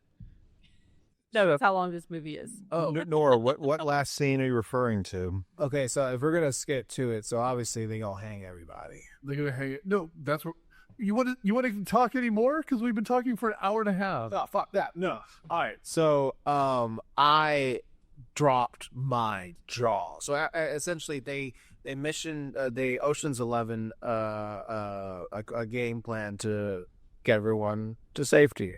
And Little John's wife shows up. You know, I mean, good for her because she's trying to save her baby. But essentially, everyone's going to be hanged. Everyone's going to be hanged, Including Little John's oldest son, who's like 10. Little John's little son. And they actually fucking, like, I've never witnessed hangings, but they show it in this one. They hang them to strangle, not to snap their necks, because the sheriff is just that much of a dickhead. Well, That's why the point of that's why they don't die right away. yeah. So it was just that's plot contrivance. There's only 2 movies where I've saw people, actually 3, where people. No, 2. Wild West. No, Braveheart. There's a hanging in Wild Wild West. Yeah, but it's a bungee cord. Yeah. Oh yeah. Braveheart just wanted to torture him. Somebody gets hanged in Outlander and they survive, and it's very traumatic. Which one was Outlander? And the lady, she's a nurse in the 40s, and she travels back into time, into To the Alpha. Scotland in the 1700s. Oh, there is an Adam Sandler's movie, The Ridiculous Six, where Taylor Lautner, wide neck, he's light. He's just got a strong neck, and he's just like swinging around. And he's having a good time. But yeah, no. So you see it random. So yeah. So did you know? You did not. So I'm telling you. Actually, you might have. I might have presents and I talked to you. Try me. There's an official government hanging knot. I did not know that. Because, so you have to, the Ravens has to go around the hole enough times to make a knot that doesn't choke them, but actually breaks their neck. And so there was a specific knot, an official U.S. military guide for hanging someone. Now, we still messed it up because you have to calculate their weight. And, you know, some people lie about their weight. And then that just turns into it as a, he's 15 pounds this year, so. Right. I've lost 3 pounds. Okay.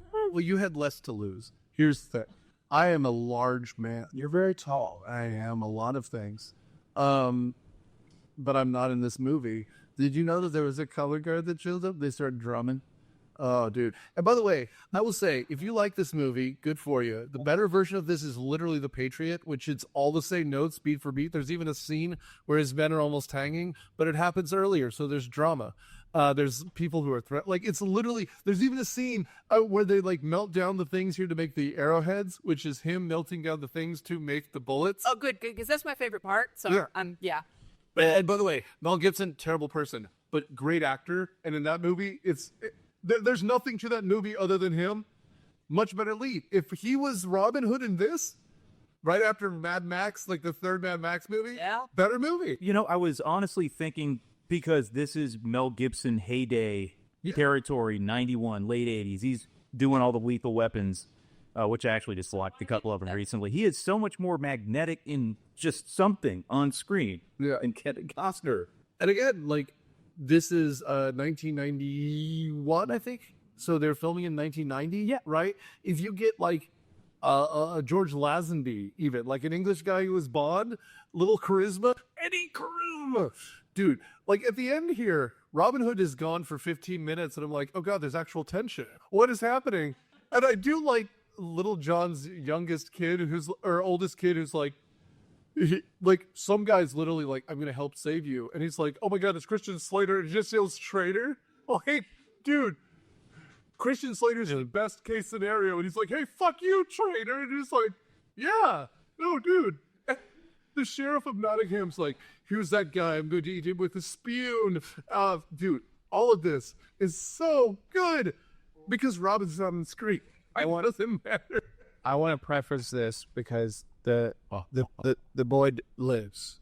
The boy who lived. The boy who lived. And that kid will become Harry Potter. No, because like I kind of end of cliffhanger, like we see a kid get strangled, and then Kevin Costner, apologize, shoots arrows, so you get he shoots it twice. I thought he was a better shot than that, and saves the kid. Indeed. And then Little John Little Jar of Friar Tuck, one of the big guys, pushes the whole gallows over to save everyone else. Yeah, this is where Little John's like heft comes into play, which by the way, my wife was like, well, why didn't you just put the stools back under their feet? Yeah. I think the kid was trying to do that, or maybe he's holding one of them up. The kid is holding up one of them. Yes, he gets underneath him. I do like the guy who's like, oh, that's my cue, and he pulls his foot down like the executioner, like he got a stage call. Dude, that was funny. Anyway, because as Matt said, I apologize, but the character is called like a magical Negro type. He has already invented telescopes. Yep. He's already saved a woman without a C-section by massaging her womb, and now he's invented gunpowder. So we're about to have pyrotechnic, because this third act, if you didn't know, is a stage spectacular. Like we're at Universal Studios and we're about to watch shit go down. Basically got a grenade launcher at this point. Dude, and also everyone decides that all dialogue needs to end with spitting, because the executioner straps Will Scarlet down and spits in his face. The prince is gonna spit in people's face. Witch bits. Oh, so much witch spit. And oh god, you know what I think? The witch had made a prophecy about a painted man, which is Azim. Fucking hilarious. And when Azim shows up, she about loses it. It's the painted man. I didn't know it was you. You talking about the colored man? The old dark man? The kid asked him about it earlier. Oh, there is tentacle. Thank you. He goes, he sure did. And you're just like, oh, right. This movie script needed a second draft, and Costner must have said no.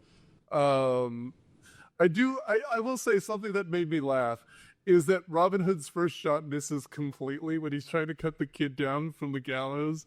And so we let the kids dangle just a little longer. But then he like takes out an arrow and just licks that feather. She's like, ah. And then the second arrow hits, but that's when we start getting arrow cam. And I will say, if this movie invented that, that's a cool thing. And it must have been really hard in 1991 because like nowadays you would just have a GoPro on a string and it would go. But back then they must have had a dolly shot and they must have slowed down the film and they must have run it across. And it still looks pretty cool. But like it must have been a huge pain in the ass and taken 6 days because the light can't change while you're doing that shot over and over and over again. And then you have to have an arrow that goes, Where was CGI? not 91. Well, I mean, they would have had a connective shot. I dare to differ. One of my favorite satire spoof movies, Hot Shot Parduce. Great movie. Great movie. Charlie Sheen. He gets that chicken. You know what I'm saying? He gets that chicken and he puts it in that bow and arrow, and then you get the arrow shot with the chicken with his like eyes. But that does come out years after that stuff. Yeah. They have perfected the arrow shots. Also, by the way, you mentioned this when we were talking about the hanging scenes earlier. That kid trying to help the guy out. Doesn't it look like he's pulling the guy's leg even harder? Because he's like literally swinging from the guy's leg. He's like, you fucking die. Like, it's very funny. But I do like how they want to blow up all the canisters and Will Scarlet's head's strapped to one. So for a second, he's not sure if they're going to blow up Will Scarlet. And also Will Scarlet's like, I'll leave it to blow me up. And for a second, I was like, you can blow. But then when Starlet gets the movie's only F-bomb. He does, which blew me away. I was shocked that they did it because fucking now, which is great. Because they catapult The sheriff just drags Marion off for an acrobatic attempted rape. Yes, there's actually acrobatics involved. There is. And so they catapult Robin and Azim over the wall using a catapult, and Will Scar's like, he fucking made it. He fucking made it. Which, by the way, I'm with you. Like, maybe it's the Nor effect where I'm more used to Men in Tights. But if he had just snapped into the wall, I'd be like, also, yeah. Like, with this movie, who knows what the actual Literally catapults over a wall. And again, this movie made $1 billion and won an Academy Award for. It did well. This movie actually made This movie made a lot of money, and it won one Academy Award for the soundtrack, not the Bryan Adams song, the actual score. The score, right? But like that part of it, all of this, like as it's falling apart, where Morgan Freeman has a sword in one hand and a bow and arrow, and he's like, "You must fight." Get on! Like, there's nothing to this movie that's amazing. Okay, so the cartoonish rape scene, as you mentioned earlier. At the end, he decides what he wants to do is force Maid Marian to marry him. Which, fuck me, he cleared it. Yeah, no, I'm watching along because I couldn't keep track of this movie. Talking about the catapult? Yeah. Yeah. And they get lost in the castle. Everyone does. As one does. I like the bishop who was marrying them, who's just a bald fat guy who looks flustered the whole time. And I called you the Green Friar. The Green Friar. Wow. Which, if this is a Catholic Church, means that it's Easter. He's wearing green. But anyway, so they take a statue, they try to knock down the door, but the bishop is marrying them. Meanwhile, funny enough, the sheriff is undressing the whole time. He has to get down to fucking, as you do. Meanwhile, the witch, I guess, is the witness behind them, who is just like, yeah, they're gonna get married. He's gonna be a husband. You better come soon because then you'll have a son. She's feeling up Maid Marian and I guess figure out it's the right time of the month, though she's ripe. This whole thing is gross. And for those of you who are married slouch angles, She has marrying them one day. Don't ever grab your wife by the abdomen and say, she's right. Probably won't go well for you. I'm writing that down. I'll make sure to write that into your Yes. What? Yes. The minister is going to marry you. Oh, I'll put it in the guest Sure. if I'm invited. I might not be now. We haven't gone through the guest. And eventually, Robin gets in and throws down with Nottingham. I do like that the whole time that he's literally pulling clothes off of her like he's going to rape her. People had a lot of clothes in medieval They times. sure did. It probably was the most important thing. It protected you from, the hurt and the sif and the And rape. and rape. But I say I like the bishop just being like shocked, but like watching the whole time. Until Friar Tuck loads him down with money and shows him out a window. Here's your 30 pieces of silver to pay the devil on the way to hell. Which, fine. I'm glad that Friar Tuck gets to kill someone. I'm glad they had that two scene, the two men of God being conflicted, and one by moral, one by greed. Oh, he's wearing greed. Yes. Yeah. And I do like that. I guess eventually, I say Aziz kill someone, dude. Azim. Well, but Azim's been kicking ass the whole time. He has a scimitar, and his scimitar looks like something you get from Party City, and it's curved like a giant, like he's dressed up like a pirate. Big ass sword. It's a huge ass sword. That's a sword from Aladdin. Dude, it is a cartoon. And also, like... Actually, it's from Zelda Breath of the Wild. And it would... No, it's not, because it would have broken immediately. After 4 slashes, it would have broken in half. Why is this? Oh, God. And I do like the sword fight at the end because they have the dullest, largest swords. And Eleanor goes, do you recognize this sword, Loxley? I stole it from your dad after I murdered him. Like, with a spoon. And, like, they just start going at it.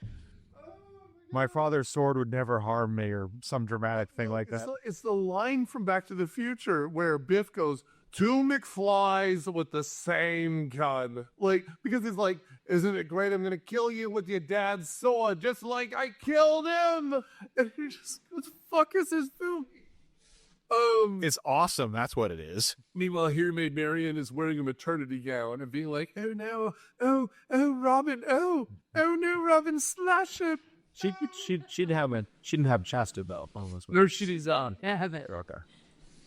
But her outfit was a very chastity belt like suit. Well, no, she just wore. I do like that they cut. What was it, the sheriff's hair? And he's like literally taking chunks. Oh God, that scene. Watching it as we go. He grabs her by like the chest of her dress and kisses her at one point in the middle of the fight. Like, he's such a scumbag. I love that he's a scumbag. Oh God. Anyway, like then what Matt says happens. The friar shoves the bishop out the window through a stained glass, and and he says, you support witchcraft, you're a charlatan, which means someone who denies actual knowledge. And like, I don't know, like the end of this is almost interesting and it's kind of fun because we have these 2 ham actors going at it. And I just was watching this with my wife. I'm like, they had to film this once because they destroy all the scenery. Like, there was no take 2. Everything is just knocked down and destroyed. And at the end, the sheriff cheats, sort of, kind of, and then Robin has a dagger in his boot. He stabs him. Chekhov's dagger, because I think Nottingham gave it to Marion as a present to butter her up. She gives it to Robin, and Robin gives it back to the sheriff right in the chest. Well, nice. And then the last blow was going to come from the witch, who has a giant axe thing over her head, right? And then just as Morgan Freeman kicks down the door and throws the scimitar through him and says, hey, buddy, you can nail her now. And then, like, they give each other high fives, and then the 80s theme plays, and then they roll off into the distance. And It's away. Yeah. Today is all right for tonight. And the wedding. Yeah, they're getting married in the woods with the merry men, and then, stop, I object to the wedding. Yes. It's King Richard, played by Sean Connery. So, like, how much money did they pay him? $1 billion. 45 seconds. That's what he said. I'm sure it was $1 million because, like, Sean Connery at this point asked $1 million for everything. Like, previous episode Highlander, he filmed in 6 days and got $12 million. So, like, hello, McLeod. Yeah, great movie. Previous Cineprof. And previous episode of the first one, at least a good one. So, like, I know I hadn't So seen. committed. I have not seen like this movie. Maybe I have seen this movie. I don't know, but I do remember the ending of this movie at least because I knew Sean Connery was like that in a way. Oh God, and he makes out with a bride. Oh, good for him. That's in Prince of Men in Tights. In this one, she's his cousin. She kisses him, though. I'm not making. No, she does not make it. So no, in Men in Tights, who rolls up? Sir Patrick Stewart. Yeah, well, who's the better guess, Stewart or Connery? At the time, I would guess Connery, but Stewart ends up looking better in the long run. I was James Bond, damn it. Yeah, but at the time, he had been not Bond for like 12 years, 15 years. So this is kind of like... I said I had been James Bond. This is the nadir of his, career at the time. This is right before we get cool Connery, 3 years from The Rock and all that stuff. But he was in The Name of the Rose. Like, he was okay. I think Patrick Stewart does a better job. Yeah. Because then we get the Mel Brooks line. It's good to beat the king, right? Like, which is a good line. Anyway. So we're out of time here. We want to stop before the Bryan Adams song starts. So Nora, what do you think? Good point. I'm torn, to be honest with you, because like I said before, I keep comparing this movie to Men in Tights. So therefore, if this was a standalone movie, I can understand why people didn't like it. But like I said, I think there's elements to this movie that I like, which makes up the fact that, as everyone pointed out, Kevin Costner sucks. So would I recommend it? I mean, I bought it. But excuse me, I rented it. But nah, I ain't fucking buying this one. Which begs my point. The only reason why I watched this movie was for the podcast. But if this was playing on a random Sunday, I don't think I'd watch it, to be honest. I'll go next because I always go last, and I feel like some of you have stronger opinions, especially Alex. You can go last. Yes, no. Awesome. This movie is... So let me explain to all of you at home what the 90s was like. Tell us. We were waiting for Bill Clinton to tell us that everything was okay.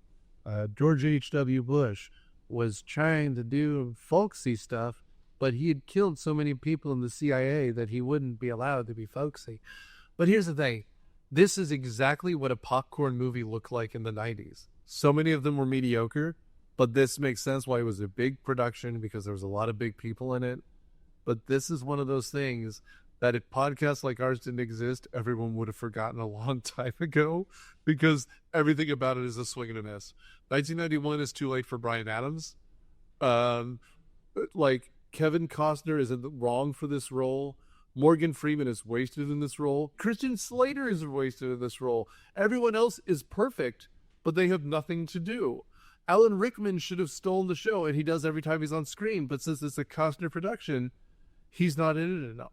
This movie takes all the wrong notes for all the right reasons, and the problem is, the next week it would be replaced by something else. But we're talking about it, and so you get stuck with it. This movie would be forgotten if it wasn't for Mel Brooks's movie. I think you're right. And so, disaster piece. I'm glad I only paid $2 for it. Matt? I enjoyed it. I think we'll go find a DVD and buy it. Keiko? I paid $8. I rented it twice and never again. I didn't even have to rent it one of those times. Just go watch Men in Tights and feel good about yourself. Tights. I mean, it's as if like there were a really dynamic, compelling performance in this movie that people were fawning over on screen and was worthy of like the other actors fawning over him and think he's the greatest thing ever. And then it was like CGI'd out, and then you stuck Kevin Costner's performance in there as like some placeholder performance. I think if you watch like one of this, The Postman or Waterworld, you'll get this kind of Kevin Costner experience. So watch one of those three. I mean, I'll never get over like just being sold some version of Kevin Costner that doesn't exist in this movie that they're trying to. I'm not buying. Yeah. Not buying it. I'll agree. This is the exact crossing point. Kevin Costner's popularity and his interest in actually being in movies, right? Like, I think on one end you have those movies where he cares about there and he has the money, and the other ones where he just neither is there, like those modern things, like where he would left Yellowstone. But instead, this is that fluctuation where both are at their height, and it makes it unwatchable.